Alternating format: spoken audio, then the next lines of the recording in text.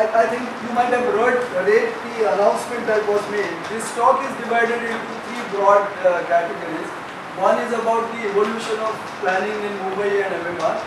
The other is about land and property, because I think that is a topic which is not linked to planning and it is necessarily linked to planning very closely. And the third is the institutions, because planning occurs in an institution, and if institutions are weak, you get planning also that is weak. So in these three parts I am going to talk. The first is about the planning that occurred in the pre-independence era in Mumbai.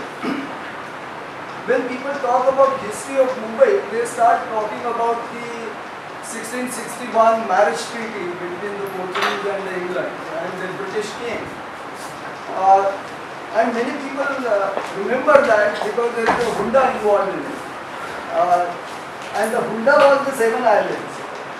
But we will keep aside that history. The planning history as such has its genesis in the plague epidemic of 1896.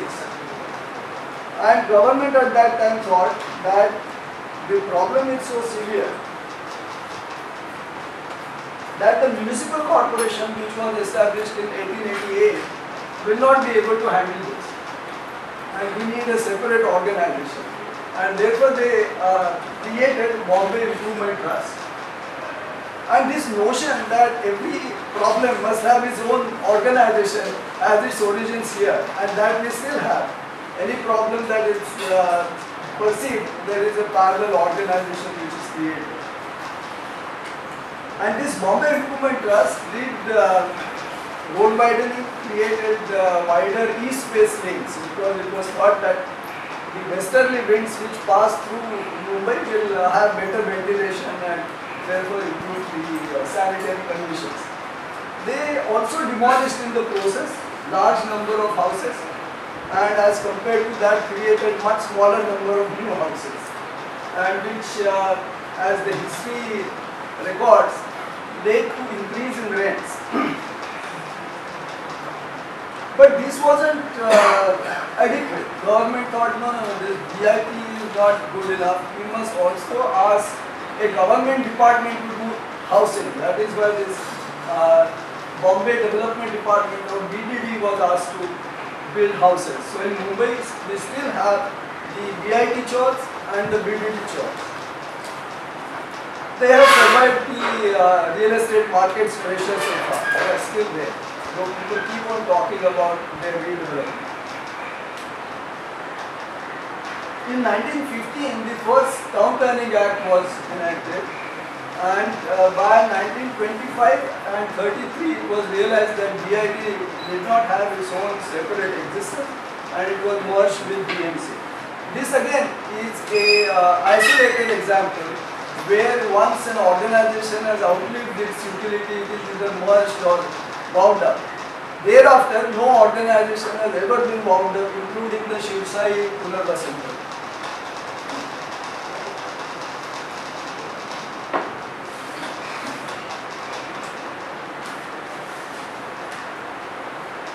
So, at the time of independence, 1947-50, what was the perception about urbanization? Gandhiji had said India lives in villages, and that still continues in some form. Left saw cities as symbols of capitalist exploitation. New migrants to Mumbai were nostalgic about their own places of origin, and particularly Konkan. Cinema, literature also reflected anti-city sentiments. The first 5-year plan thought urban problems by way of slums, and they said the slums were a disgrace. And why was it a disgrace? Because they thought that the municipal agencies were very weak in enforcing the codes. That was the understanding of slums in that time. These perceptions overshadowed the real problems that were exposed by the plague.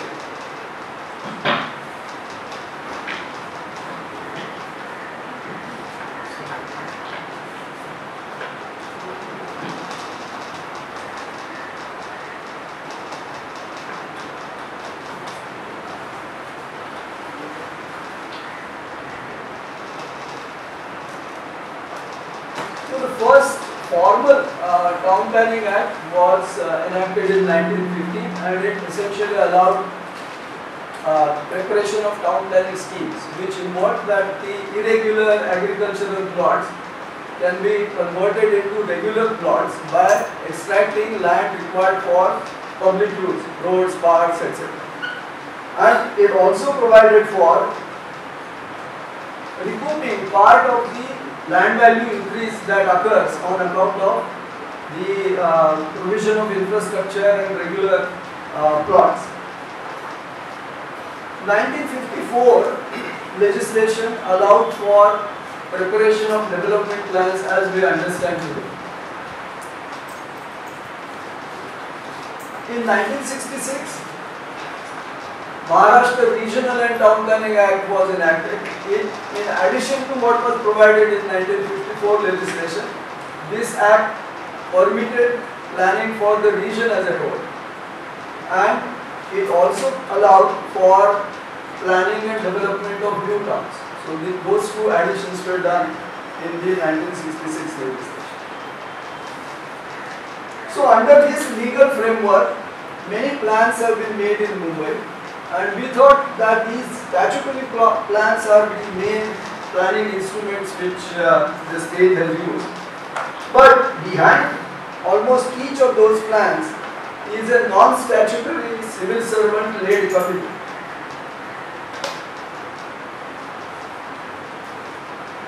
The first plan of Mumbai began under the 1954 Act, but was sanctioned under the 1966 Act because it was sanctioned in 67. Before the work on this plan started, or around the same time, there was a study group under late H.G. Barve to study the problems of Mumbai, and that had impact on the plan that was prepared during 64-67. While this plan was under preparation, many people questioned that how can planning of Mumbai be only confined to the municipal jurisdiction? Because at that time, Mumbai had begun to have its influence on the surrounding areas as well. Thane, Kalyan, Vasai, Vidyadhar, Bhayandar, etc. So the state government appointed a committee under the chairmanship of Dr. Vidyadhar to consider how regional planning could be organized for the metropolitan cities of Mumbai and Pune. That led to the enactment of that 1966 Act which I mentioned. Prior to that, in 1965, Charles Correa, Ravina Mehta and Shirish Patel had written an article called Planning for Mumbai in a magazine called Maan. And this particular article had a significant impact over the next 20 years of planning in Mumbai. This is rather unusual as compared to civil servants leading the planning committee. This one single article had a great influence. They presented their case before the Gadge committee, and when the regional plan was prepared during 67 to 70, two of them, that is Mr. Correa and Shirish Patel, they were the members of the groups which were working for the regional plan. And they came out with a significant idea which was different from the main ruling paradigm. At that time, large cities were seen as a problem, and the solution was sought in smaller new towns. And this was the ruling paradigm in UK at that time, and everybody thought that was the right thing to do. The large cities should become smaller, and there should be smaller new towns which should be developed around the cities. What this article and consistently Patel and Correa, they argued that Mumbai's growth is going to be in the tertiary sector, that is government, offices, trade and related activities, and not so much in manufacturing. And therefore, if you need to attract those activities, you need a much larger city to support those. And it can't be done in smaller new towns dispersed all over the places. And then they analyzed that across the harbour, where a new port was already being planned and some industries were already beginning to locate there. If government is moved to that area, you get the same ingredients which cause growth of Mumbai on the other side of the harbour, and therefore the idea of New Bombay was proposed and it became part of the regional plan as well. If you don't look at this picture, you feel that New Bombay is a product of the regional plan. And what happened as the consequence of regional plan and what was proposed there as the new term, which was later called as Navi Mumbai. But that is not the case, it's not so simple. Actually, Mr. Kolia and Patel found a working civil servant as the champion of that cause. And he saw to it that there is a political support to this idea. The establishment of CILCO was also facilitated by him, because the form of CILCO is not one which was already there in the Act, and it was created as a government company. What it demonstrates is that plans don't lead to action. The champions cause the action, and that you find repeatedly. Today's case of the coastal road is not a product of the plan. It's a product of a person championing the cause of that coastal road. Or even Delhi Metro is not a product of Delhi's master plan. It is also a scheme which was championed by few civil servants within the Ministry of Urban. In a way that, I think those kind of projects, ideas which actually get implemented need a champion behind them, and this you can see in many cases.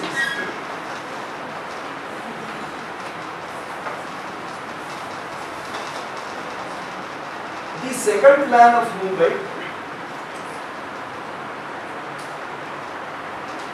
then of course I think we don't go into much details of that, but in 1970 CILCO was created and they prepared a development plan for Navi Mumbai, which was prepared during 73 to 79 period and sanctioned also in 79. But I will not go into the details of the story of Navi Mumbai. The plan which was approved, that is the development plan for Greater Mumbai, which was approved in 67, was in fact due for revision in 77, because the Act then provided that it should be revised every 10 years. So 77, the municipal corporation began the preparation of a revised development plan, and this was meant to be for a period of 81 to 2001. This plan was influenced by two other committees. This plan was influenced by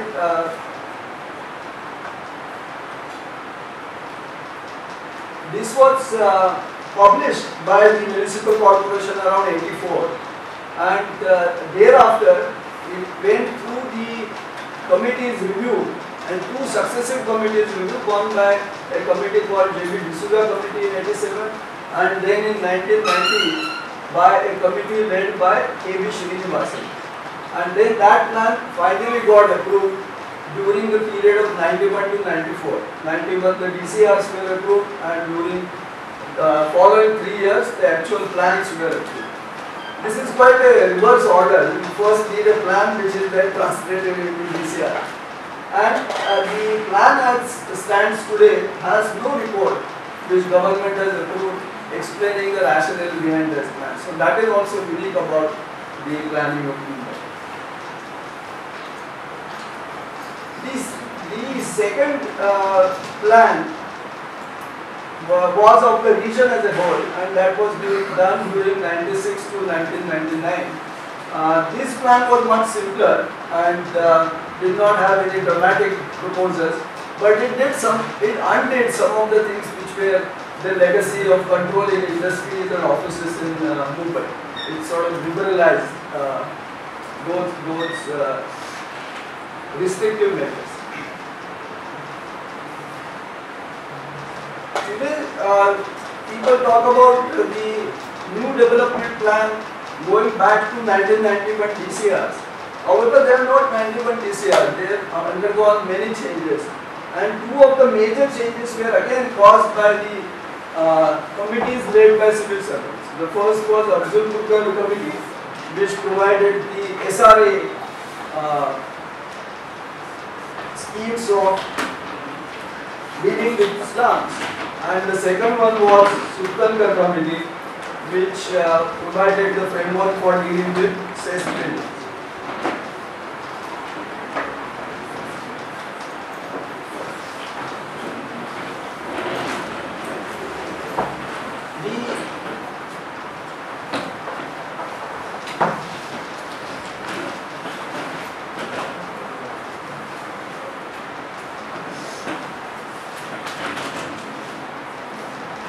During this period, that 10-year revision requirement was considered to be impractical and it was made 20 years. The plan which was meant to be for 81-2001 period was approved in 94. So a lot of the plan period was already exhausted by the time it was approved. But it had a much longer life because then it required revision after 20 years from 1994. So it became due for revision in 2014. Plans have a sort of lasting life. Unless it is replaced, they still continue. Now that is likely to happen with that plan also, because the revised plan was published in 2015, 1 year later than it was required. And the process now that is going through probably will repeat the whole story of the previous plan. So this is the story on Mumbai's development plan, how it is effective. I just want to give you a glimpse of the kind of objectives these plans had. These are the objectives which were adopted by the first plan, which was done in 64. And it had these kind of strange things. It says Mumbai should become a worthy capital of Maharashtra and port of international fame. Now what does it mean and how can plan influence those things, they are not answered. City of self-contained neighborhood. This is the textbook notion that planners still have. Decentralization of industry, adequate housing and slum clearance, open space standard. This has become a very obsessive idea. Per person, so much of open space. The population was wrong. You know, the plan that was prepared for 9.8 million population, the population actually became something like 11 million. And therefore all these statistics of per person didn't have any meaning, but still people are quite obsessed with those kind of things. The regional plan started with a diagnosis. The diagnosis is not evidence-based. The diagnosis is also coming out of what is likely to happen. So the regional plan said that the industries are going to provide the mainstay of economics, both in terms of value add and employment. There may be some growth of office sector and government also. And there will be a continued concentration in South Mumbai. This is another feature which was there. Private land ownership and speculation will be the villain, and that will prevent access of land to the poor and also prevent capturing land value gains on account of infrastructure investments. Sprawl would invade good agricultural land, and the infrastructure demand that it will generate will be expensive to meet with. None of these really came true. This was all expectation which the learned planners had acquired by reading English. And that has been one of the problems that we have.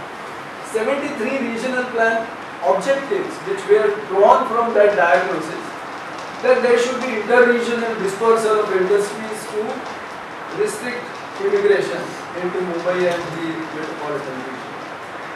The Mumbai development plan did not talk about migration as a problem, though they had indicated that Mumbai will have about 7 million as the desired limit on population growth. Perhaps the first notion of carrying capacity, even before the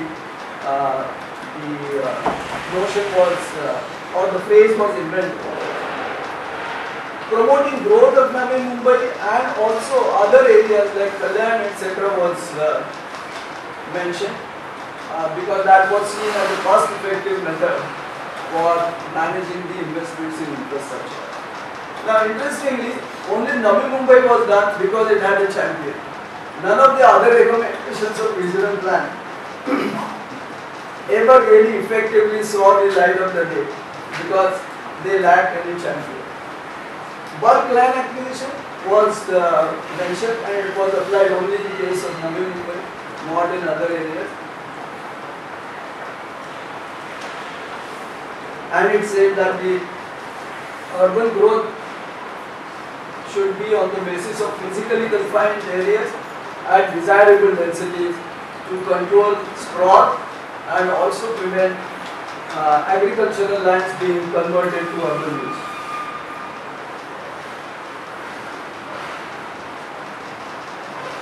What were the objectives of the regional plan 96? These were more abstract and drawn from the national policy. Talks about growth with social justice, facilitate and promote economic growth. How? Not explained, because what can a physical planner do to promote economic growth? Improve quality of life, particularly of the poor, drawn from the social justice. Minimize impact of negative externality, drawn from the idea of dominant market. Improve resource mobilization and attract and drive private investment, because by that time the PPPs and BOTs had become the talking point. And promote citizens' partnership. The 74th amendment had occurred 4 years before the 96 regional plan was done. So that was again a reflection on this.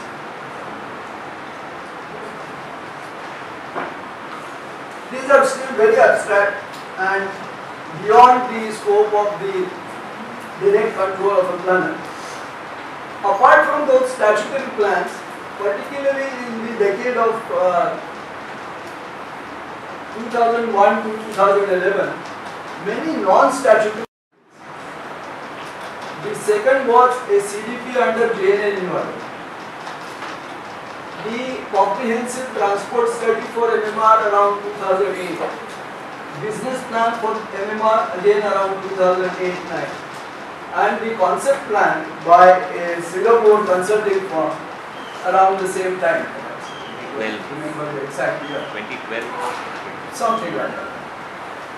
Now, interestingly, except for the first one, which had a champion, none of the other ones had any champion. Nobody owned, though they paid for. Like concept plan for MMR was paid for, some crores of rupees by MMRDA, but they never owned that, what came out of it. CTS to some extent MMRDA owned, but not exactly followed. CTS says transit first as its slogan, not necessarily followed. But that is how things have been happening. So the story of 9, that kind.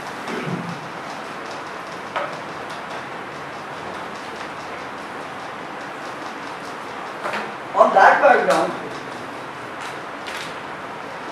the plan that was initially done by MCGM and published in 2015,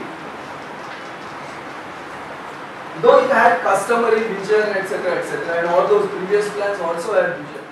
Vision has become now a fashionable thing, whose vision is never achieved. Once I said that 40 to 50% of Mumbai's citizens have a vision that they should have a quiet sleep without mosquito bite, but nobody pays attention to that. But that man also wrote something. But what it really had was a kind of reform agenda. What it accepted that these plans are essentially spatial plans or land use plans.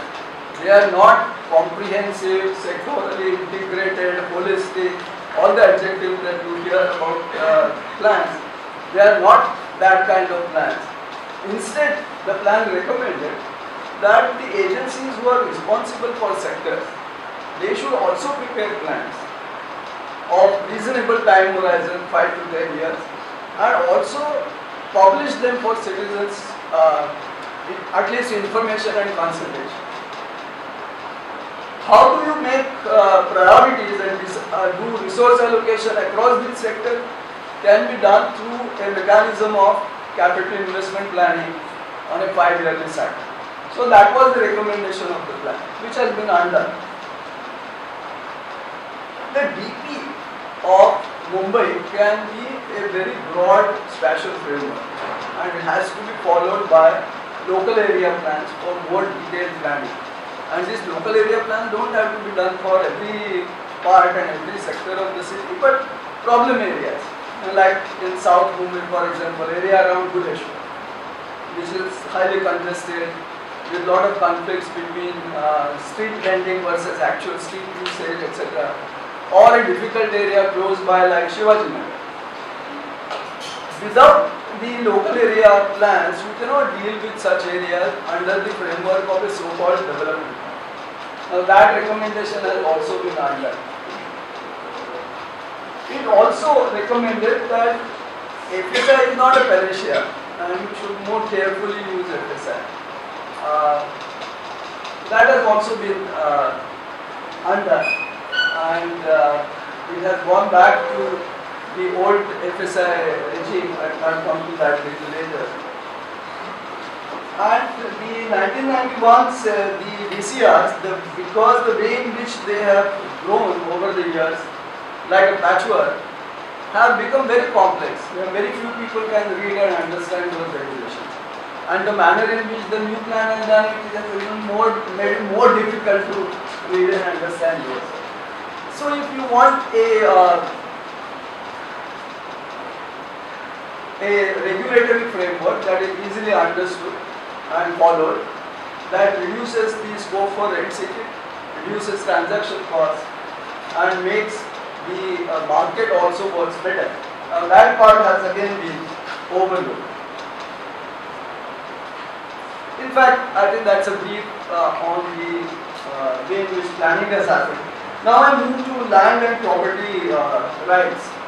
Because in many plans, particularly the 67 plan, there was a lot of concern about compensation that will have to be paid to landowners if the MCGM has to do something about slums and low income housing.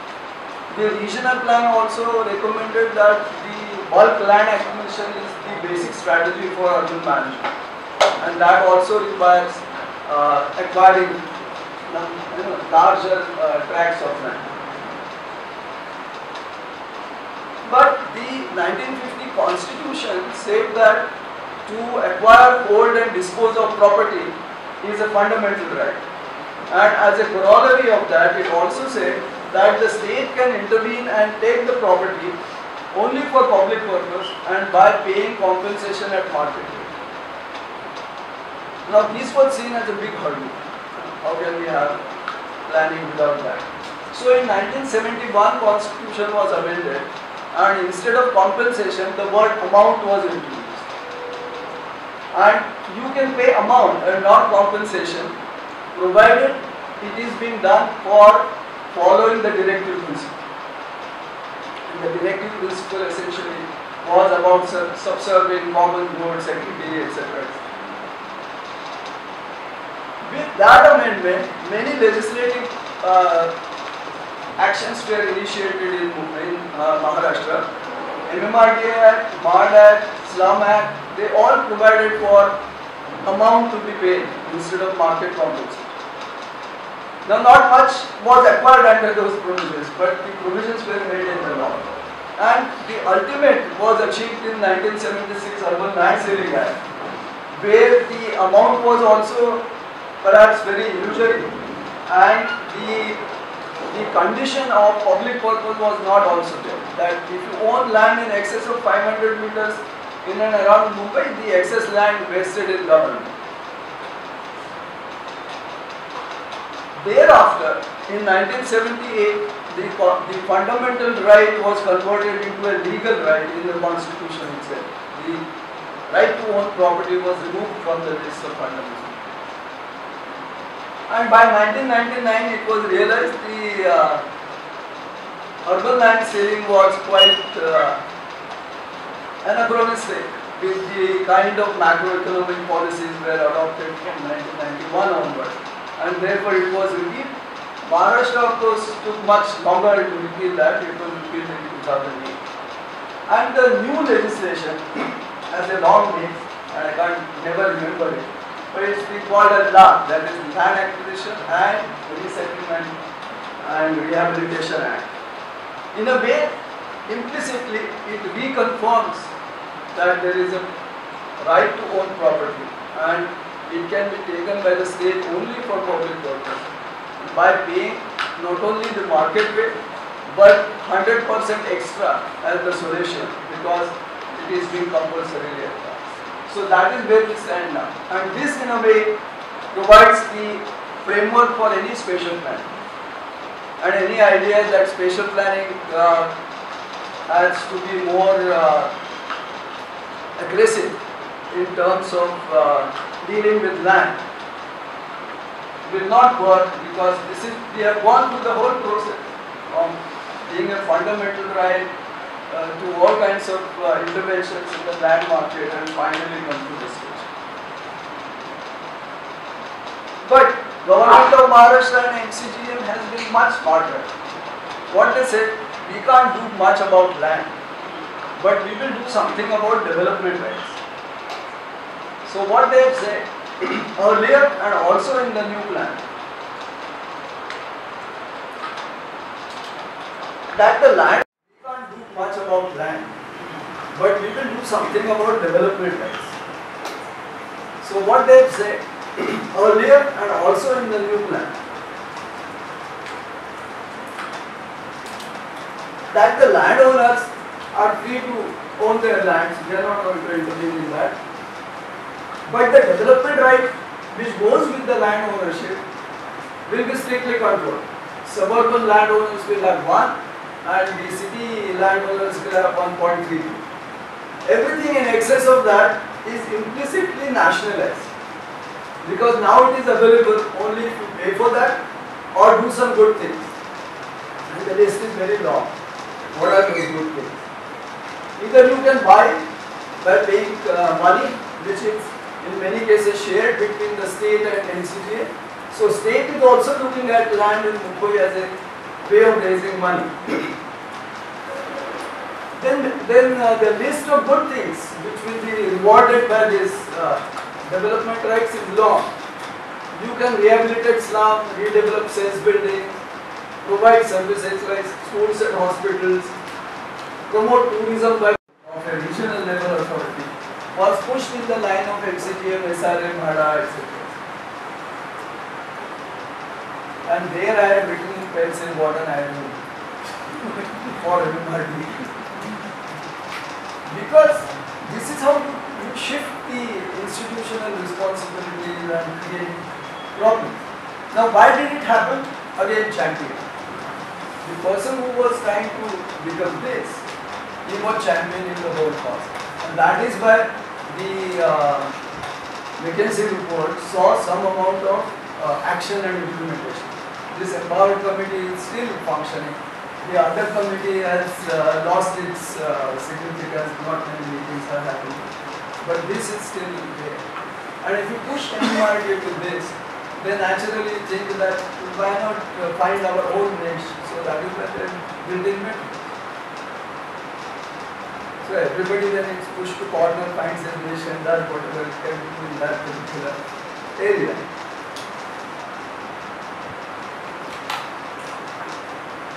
I think I'll leave it to you to read this. I won't read it for you. Stop for a moment.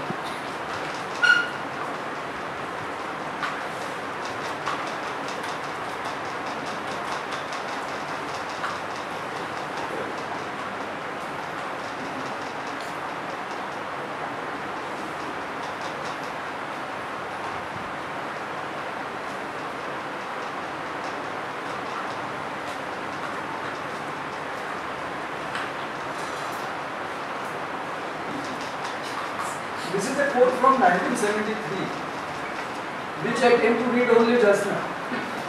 If I had read it in 1973, then I wouldn't be here standing talking to you. There is another interesting thing is in the last sentence. If planners planning is so useless, why should social scientists bother about it? So you don't have to read these stupid documents and also keep debating them. Okay? But I think it does not mean that the need for planning is totally lost. I can't say that because now I am teaching at CEPT, so where would my students find job if I say so? The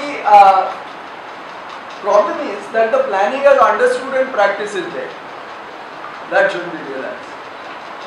But new style planning has to recognize certain context, and what that context is, private land and real estate market will prevail. Let us find solutions within that context. If some people want to change that, let it not be expected out of planning. That's a different body. You can do political advocacy, etc., etc. if you want to do that. But don't expect spatial plans to deal with the problems of private land markets. Future will unfold not by more of the same and therefore will remain unknown. Most of the plans have been done on the assumption that what will grow will be more of the same. And in last 10 years we have seen that is not the case. The way we used to do banking, that is not how we do it today. These things were not even there when we started. Now we can't do without. So things are going to change in a different fashion and it's not predictable how things will evolve. So what you do by way of planning, and because of that then comprehensive integrated plans are not possible.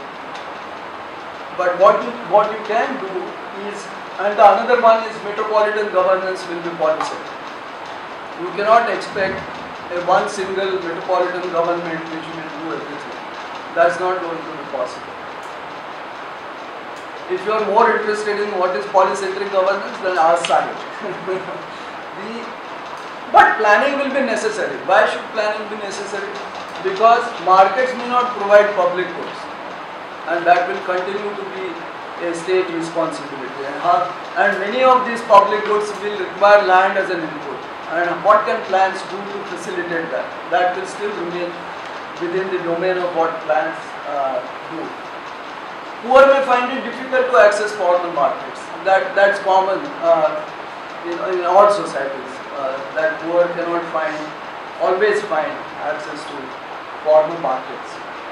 But it will not be made as difficult as it has been made difficult in Mumbai. And there could still be mechanisms to make access even for the poor to the extent possible.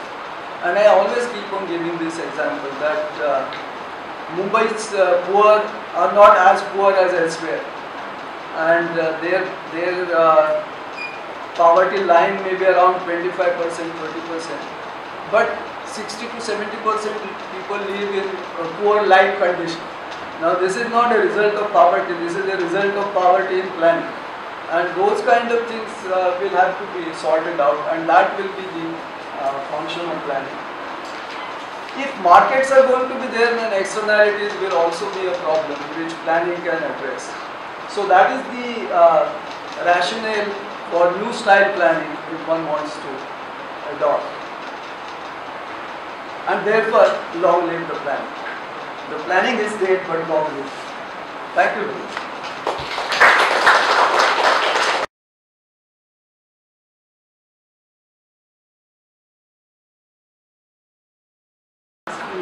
Was about the overall framework for planning in the context of what you are calling as new style planning. And when you say that a comprehensive, a sectorally integrated plan is well nigh impossible in the contemporary field. And that there could be not only several plans made by different agencies, but there could also be different scales of planning.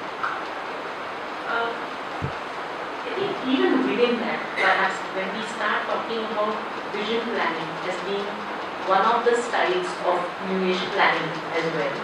Okay. How is it then? Because to me, as a social scientist, planning is also about values, and values that one accords to different things. That a city can be multiple things and places priorities in multiple directions, but one is trying to make a judgment between what first, what next, how important is one and how less important is something else. Okay. So, what prevails here? Earlier, I think the entire framework gave a lot of importance to spatial planning as really creating that statutory mandate. So the MRTP Act declares in its statement of objectives to promote orderly urban development. Okay. So I wanted to really ask you about this. Okay, how do you conceptualize this kind of a system of multiple plans? Fine. But how do you decide the priority within plans? Because ultimately these plans will also need to speak to each other. The values have to come from the societal leadership, political system. Plan and planners cannot decide what the societal values should be. But I think what is emerging and probably undisputed, there are certain things like economic growth which is inclusive. It's something which is accepted. That is what I presume. The other is sustainable, environmentally sustainable development is also getting increasingly as a value of what we do by way of planning or development. So I think these kind of things get decided and accepted at the societal level. And that becomes a part of the context in which the plans are being. Planners don't define their context. Planners work within the context, and that limitation has to be seen. Because that code essentially says that, because there are things which are outside the direct control of planners, and if you expect planners to transcend their control region, then there is a problem, then the things won't happen there. So that is one part of it. The other part, why integration across sectors is not possible, because I think the way spatialization within academics is appearing and emerging quite distinctly does not in fact allow integrated thinking, apart from the organizational fractures which are there. If you take any even within the sort of so-called broader town planning framework, if you look at the courses and the specializations offered by the schools of planning architecture, there is in Delhi School of Planning, for example, there is a specialization in town planning, there is specialization in regional planning, specialization in housing, specialization in environment, specialization in transport. And in the detail, but I think also in terms of the content, like I'm coming from a meeting, for example, where the revised currently DP of Mumbai gives a different population figure. The water supply department is working with a different set of population figures. The solid waste estimations are based on a different population figure, and currently a scheme for which I went for a meeting that is working with a different set of population figures. So I think how does one actually, I mean, when I'm saying that they need to speak to each other, there are conversations that are compulsory in some ways to decide the priorities for a city, at least. So that is why what I highlighted, the priorities essentially come when you are allocating resources, because resources are the real limited resources. And at that time you can decide the sectoral allocation, project prioritization, and this system of capital improvement programs is quite prevalent in American cities, where there is not even the kind of plans that we have, like the cities in the south. They don't have formal spatial plans, but they have these kind of plans which decide the priorities of allocation. I think our planning has also jumped a gun. Like the problems which the plague had identified, we have still not solved. But we talk about all other things. And we also talk in terms of vision-based planning. I think that is a myth. When you are doing a Swachh Bharat Abhiyan, what kind of vision are we talking about? So I think the problem-solving phase we have still not addressed fully, and in that situation, having a long-term vision and working backwards from that vision is not the right thing in terms of how we plan. The second explanation is linked to this role of a planning professional. And this role of a planning professional and the role of planning. Both I somewhere see in your current thinking you are kind of undermining it, and perhaps it may be right sizing according to you. And simultaneously you are comparing this role with the planning champion, who is extremely critical figure just now in this talk.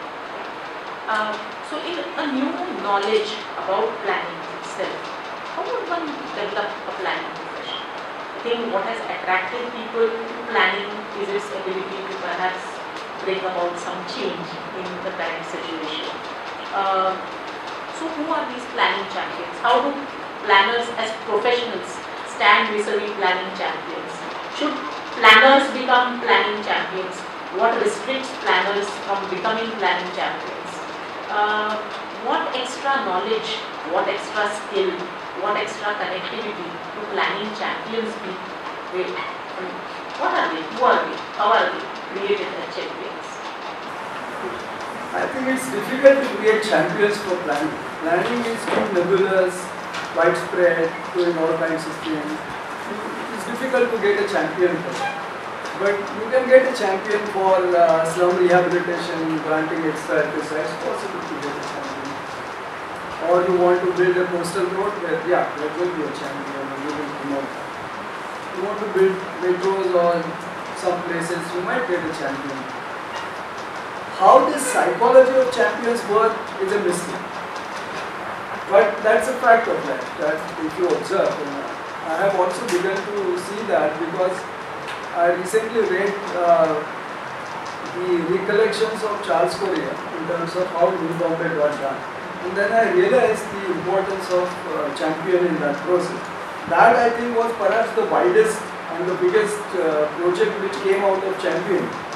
Other things are smaller projects, but this was a much bigger vision and the picture which was championed into some amount of reality. It got sour in the way, that's a different matter, but it got through the whole process. But I think the idea of planning is quite abstract. You might get large number of critics, but to get a champion for the plan is very difficult. Again, what you seem to be suggesting is what champions will bring forth is perhaps projects, not plans. And so how do you look at this relationship between project and planning? That is also difficult because there are very few projects which have come out of plans. As I was saying that even New Bombay is not a product of regional plan, but it's because of it's a project of champion. If you look at any large project, its origins are not in the plan. If you take Delhi Metro, it's not part of Delhi Master Plan. Delhi Master Plan reacted to that plan and they are trying to do something else. Mumbai's plan refuses to react to Metro Plan. So Metro Plan is a reality, but if you see the new plan, it just refuses to accept transit-oriented development as a reality. I had rather caustically commented on that. It said that Mumbai is TOD. What else is Mumbai? So the only option you have whether you do a good TOD or bad TOD. Not doing a TOD is not an option. But the new plan says no, we don't want to do anything. So I think those are the problems. And even if you go down to a lower order, you will see now that new plan talks about art and all those kind of things. But if you look at how NCPA was done, NCPA was not a product of a plan of backward recognition. NCPA was born because Baba wanted to do. And then what was happy in that situation, government had land to support that kind of initiative. So that is what, and the plan also had land for doing those kind of things. So this is how things happen. Plans don't dictate land uses to the last end and all those kind of things. So what kind of planning knowledge does that suggest? I think unlearning the current planning knowledge is the necessity. Because it assumes, like this population controversy, how much population you put. Unnecessary. I think I am not worried that the water engineers of Mumbai and even the commissioner in his current budget speech says that Mumbai will have 17 million population and they are planning for water. Let them plan. If Mumbai doesn't have that much of consumption of water, Thane, Kalyan, other areas will get more water. So that is not such a big issue. But presuming that I know what is going to be in next 20 years and I also know what is the good thing that should happen in next 20 years, that is the wrong footing of planning. It is assuming something which is unknown. What do you think about where planning actually fits into the larger context and how planning is not a free agent, and also that is music to my ears. So I've always suspected this, but you confirm it with your expertise. But two questions. One is in the perhaps mid-80s onwards.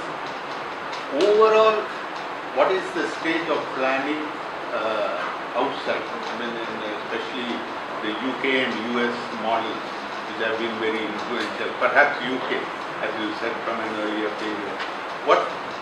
What is the directions in which they have moved? Okay, that's one. Perhaps that's the second question, but the first one is a very practical sort of data sort of question.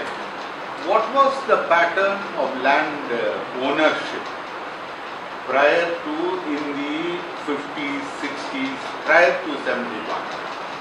But there is this random report I saw in Times of India saying that the slum areas, there are only 4 major owners who are there.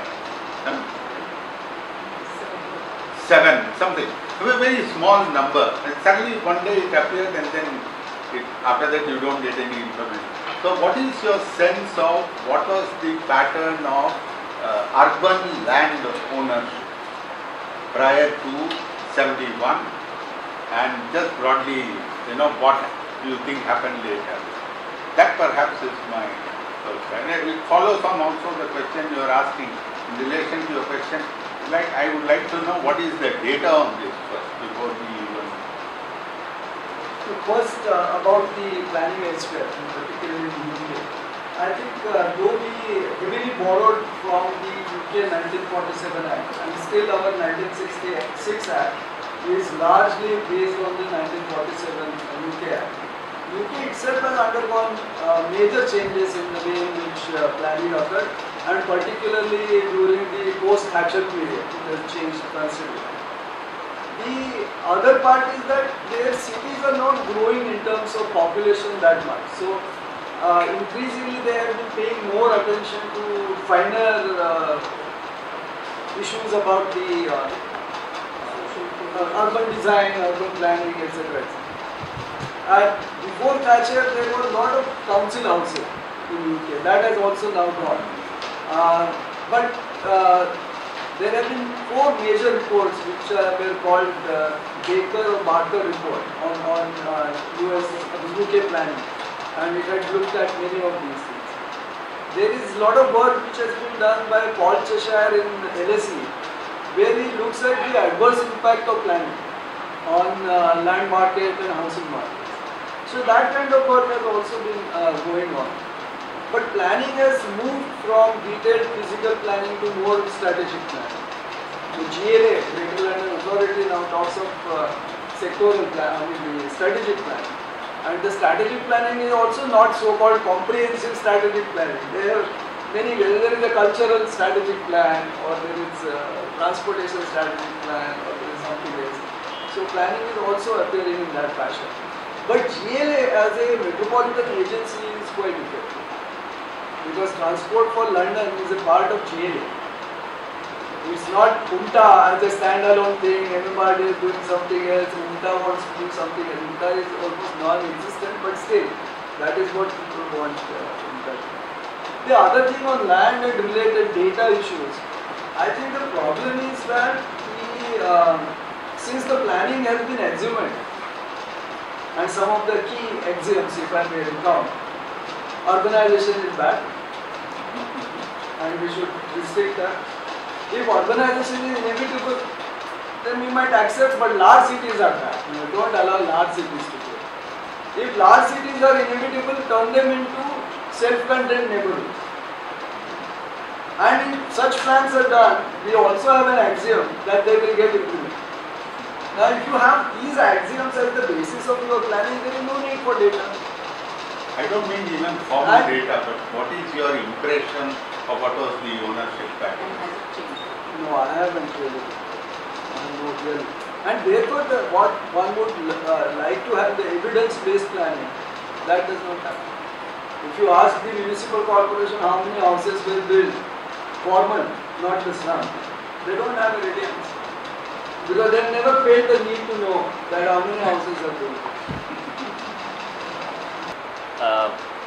Actually, and this is what I want to check whether I've read you right, that in one sense, planning you are seeing, if it has to take into account what you're saying, it is no more really a spatial practice in the sense of producing something once and for all as a plan, right? And then you sit back and your job as a planner is done. It's temporally situated, which means you are, if at all there has to be planning, it has to be actually something that I am looking at the situation around me every day or every year. So it's the nature of what you probably are suggesting as not just new style planning, but the planning that may work at all is in this kind of in this sort of in the game kind of. Is that how you are seeing it? Not saying that. I think the spatial planning has to have a longer term. Say for example, you are designing a road network. The arterial road network you have to decide right today. You can't incrementally change that, because by that time the development would have already taken place, there will be no roads available. Or if you want a site for landfill of solid waste, you have to decide it today, what is the site, how big it should be, etc. Those kind of things you have to decide today. You can't do it incrementally, the site is gone. And that holds good. That is the rationale for doing a long-term spatial. That there are certain elements of land that is required for future public use that you must reserve now, because there is otherwise no option to do that. And this is what many cities are facing through this Gundebari development. Because you had no plans, no road network, nothing was there, people have just gone and occupied the land. Then you have lost the opportunity. I think the classic case of that is the New York plan. It was done in 1811, where New York was just around what the Wall Street area is. But they did a big road grid for much bigger area, without worrying about what the population would be, because they probably never anticipated what the growth would be. But they knew that city is going to expand, so let's have road network. And that they did, and that sustains the city. I may not like New York, but the road network still works. You are critical of the future, and we don't know. The future is unknown. So is it that there is a kind of better balance you are seeking between a broad plan and the responsiveness? Open space, or when people base to the extent that there should be maternity homes which are provided by municipality and in such and such fashion. So these are the kind of things you don't. But you do need, as I have said, that the market will not provide the public goods, and public goods most public goods need land, and you have to create a framework by which you will create that land for public goods. So to that extent, you need not assign use to everything. Like this AR story, accommodation reservation, this Mr. Kunte himself that there was a municipal maternity home in the reservation, and the private landowner has built the maternity home, gave it to BMC, and then the rest of the FSI consumed from the remainder of the land. when the commissioner along with the health officer went there, the health officer said, who will come to me in this municipal matter? Because the area characteristics were so different. Now if you mechanically say that no, every so much of population municipal school should be there, that kind of planning, that I am questioning. Sort of was thinking on the same lines as Himanshu in terms of this better balance. So I have two questions. One is really this idea of the champion, and it seems to me that, and I might be wrong, but it seems to me that this is rather a political project. So it's often you have a figure who decides, and I don't mean this needs to be a politician, but it's some person who decides that whatever project is good and therefore puts all kind of weight behind it, maybe economic, maybe political, other kinds of clout is brought to bear, and it happens. So I'm trying to think of what is the balance then in thinking of the institutional aspect. Most projects actually come about as a result of a champion. Then what is then the fate of the institution? So you can actually talk a little bit about this balance between leadership, which is sort of reposed within individuals, as well as then a stronger role for leadership within the institution, and how you see that sort of in the new style planning. That's sort of one question. And the second is really something about standards. If you could actually talk a little bit about how do you see then the notion of standards in planning, because especially sort of looking forward. Because in the current system of planning, and I think you talked about like say open space, or you prescribe. So, and it's a very prescriptive, which in many cases doesn't work at all, and there are all kinds of problems with it.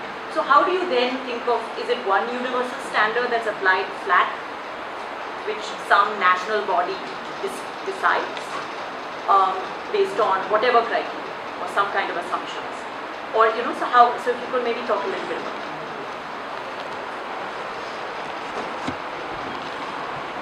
This champion business is more of a recent observation that I have, but I think it looks to be a real thing, and many things are getting done. Now how to place champions in an institutional regimen, then they won't remain champion.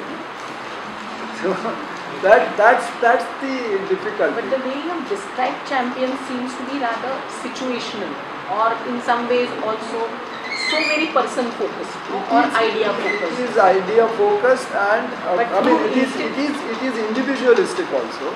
That sometimes the idea is not his own. Like the New Bombay, for example, the idea was of Korea, Patel, etc. But it was taken up by a champion within the state government. And what kind of stories are behind that, I think you need, then you will get those kind of things. And that person then championed the real thing. And that is how Shidko got done and the New Bombay was born. The regional planner also recommended Kalyan as a growth center, and nothing happened there. So champions are important. Now, what is that person's psychology to become a champion for a cause? I have no idea. Some of you probably can take research no, but on is that. there a role that institutions can play in terms of sometimes even balancing out most eccentric ideas, let's say, and weeding them out or modifying them, modulating them? Now, this idea of Navi Mumbai, that the seat of government should move to Navi Mumbai, which was perhaps an extreme part within that whole idea, that never got a champion, never got done. So eccentric ideas die their own death. Even champions can work in a certain sort of bandwidth. They can't go beyond that. But I think it would be an interesting thing to do, to see what are the things that have been realized through this idea of champion, and what is the psychology of champions, in what kind of institutions they succeed. It will be a good research work. Sorry, can I take this ahead? No, I think because this question is of the institution and the champion is important. This question of the institution and champion is important.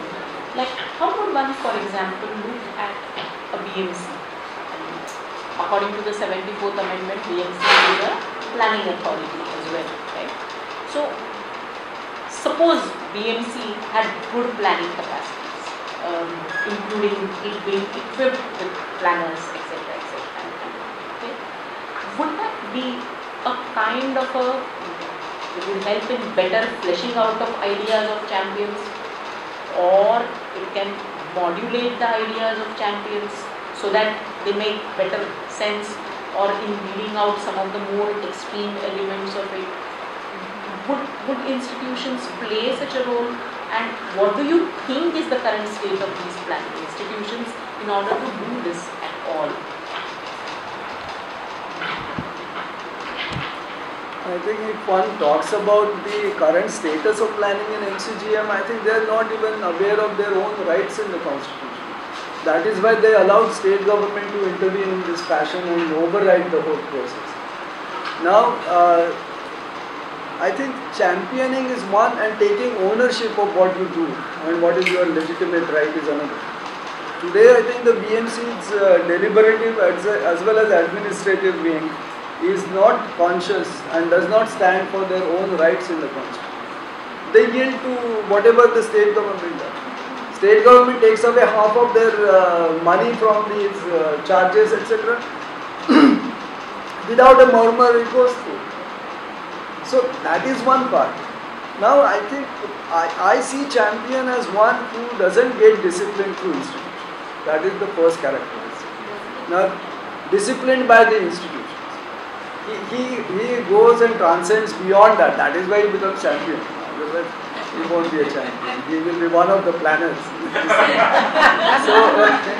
So I think that's a different kind of aspect, but it's a real aspect. I think you go to like Ahmedabad, for example. Ahmedabad's riverfront development happened because of a champion, not because it was proposed in their master plan or something.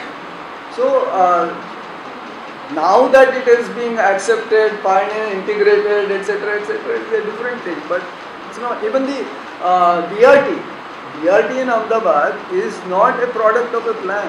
BRT is a product of a idea, and which was championed perhaps and by a group, planners, academics, and the administrators coming together to do that. So, yeah, please. Everything that you said today, for me, kind of underline the fact that actually plans happen. Meaning they happen routinely. Like it might be 20 years, the plan is supposed to happen, so you have that. And in a sense, so it's like a routine activity.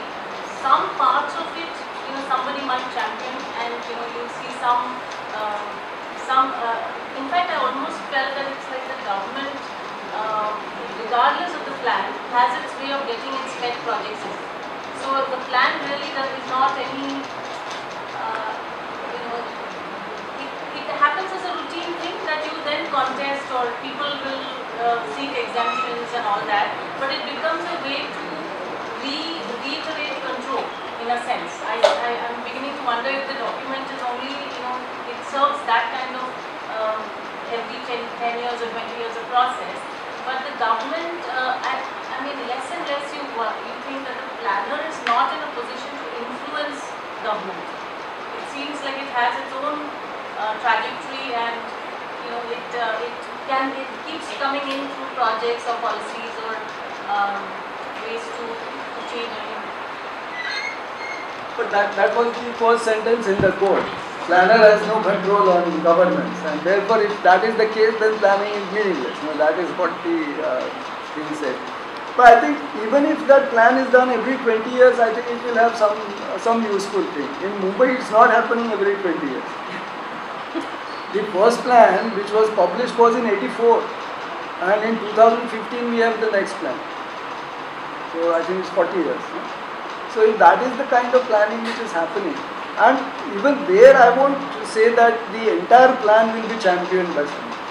Some parts might have had some champions. Somebody will say, no, this FSI reform is a good thing, why not champion that? Or somebody might say that this idea of creating an unassigned pool of land for public purposes is a better idea than assigning use like maternity home and primary school and all those things for each parcel of land. That is a better idea. That may be absent. So I think plan is too widespread, too thinly widespread, and to get a champion for the whole plan is unrealistic. So you might get champions for individual ideas, individual projects, I think I'm talking too much about champion. Seen as experts and that they are sort of far removed from people and what they actually want and what their needs and desires are on the ground. So I'm just thinking if you're sort of thinking about a new style of planning or a new way of looking at planning, what would be then the relationship between planners and people? How would you redefine that relationship, or where's the ground for that relationship to be reconstituted? That's a difficult area. I'm not sure whether you can have a truly participatory plan. What you can go towards is a consultative plan, because there are so many interest groups which would say that no, participation means you must listen to us, and if you are not listening, then it's not participation. Now that kind of participation will not work. If you are working in a small community, yes, participation. That is why that local area plan can be more participatory. Or the idea that you have these unassigned uses for public purposes and you get that land, to what use it should be put, that could be a participatory process in the local community. But if you say that what the plan should be as a participatory process, it may not work. It can have a consultative process, and then the planner will have to see how the contradictions and things are removed. That part he will have to play, otherwise we won't have a plan. And once he starts playing that role, then he is accused of not being participatory, not listening to people, etc. But then is it necessary to just have one plan? Like No, space, because if you are going to have a city and its population is in millions of these things, you need a plan, as I was saying, for certain elements of spatial planning to be done and reserved for 20-year period. Otherwise you cannot do that. And create a flexible, like the plan that suggested, that everybody who develops a land in excess of 2000 square meters surrenders 10% of the land to BMC without assigning use. And then you can incrementally decide what the local community needs and decide. You know, in 200 square meters you can build a small balwadi if the area needs that, or put up a small healthcare facility, or if there are too many old people there, you can turn it into a small open space where the senior citizens could sit. So there are many ways in which that space can be used, and you don't have knowledge, even if you want to be participatory, to say what use that land should be, but you are sure that you need that land for public good. That is the argument that I am making. That markets may provide for public goods, poor must have access to formal markets, and externalities would have to be managed. They look like 3 points, but actually it's a very big agenda, because the definition of public goods itself is extremely contested, and it can be balwadi, anganwadi, it can also be housing. You know, question of what housing is not a public good. Exactly. That is so the that's problem. so externalities. But there are clear definition of what is a public good. And my the space will not be sufficient. I must do my space planning. At least in terms of No, but externality. You accept market, then comes externality, right, which is a straight byproduct of market. And how to deal with externalities? I think there are many ways of handling that, and then you have to build those in your plan. If you are designing the means of achieving what you want. There could be pricing mechanism, there could be regulatory mechanism, there could be many things to handle externality. Will you address this issue of standards? Yes. I think the earlier we get out of the standards, the better. I think they are a practical thing. States, the government of India had done this UDPFI guidelines, which gave all kinds of standards. It said 12 to 15 meters per person as the open space. You apply 12.5 million population by that and find out what proportion of Mumbai will have to get into it. So I think that is not something which, that's a big trap. And what the new plan has very smartly done is that they have lowered the population target and they have shown that our standards are improved. There is a 8% reduction in population and 8% increase in per capita health facilities. So I think it allows for these kind of games. So it's no use getting into it. You can say that how much can be provided. In a city which is largely built like Mumbai, you cannot impose these kind of space standards. Last Yes, question. I was just thinking the hierarchy of planning what we have, MMR, BP, local area plans. Actually, it's an excellent idea, having this hierarchy. It is the coordination amongst all the agencies, plus BP moving into MMR. There will be a time perhaps when MMR kind of has to go into detail as DP of Greater Mumbai. So it has to go to MMR also sometime, the kind of the population influx we have in Mumbai. So maybe the time will not be very far when DP will be there for MMR also. And then coordinating all that coming down to the local area plan. Then the actual people's participation is required. Then they can, making communities, they can give their own ideas about the usage of spaces. But they won't, of course, have on a larger context, they won't know where all amenities will come for the entire district. So in that case, the planning hierarchy is very good. All sorts of economists will say that they, that means that horizontal coordination, cooperation, that is very much required to achieve anything in the DP or MMR. Coordination, that quote again, I think I tend to go back to that quote. That quote says that the favorite ideas of planners, rationality and coordination never happen. And that's a fact. Even this hierarchy, regional plan, development plan, local area plan or town planning scheme is notional. Actually the Bombay development plan occurred before the first regional plan was done. And Bombay development plan occurred after the second regional plan was done, and now the third regional plan is happening after the development plan has been done. So this has already been sort of changed. So a very hierarchical structure it's a difficult proposition. In fact, there was a very interesting article written by a mathematician turned architect planner called Christopher Alexander, and he said city is not a tree, and the tree he mentioned was tree in a mathematical sense, that it's a tree which branches off, but the end of the branch cannot speak to other end of the branch. It has to go through this kind of thing. And interestingly, the cities are also conceived as trees.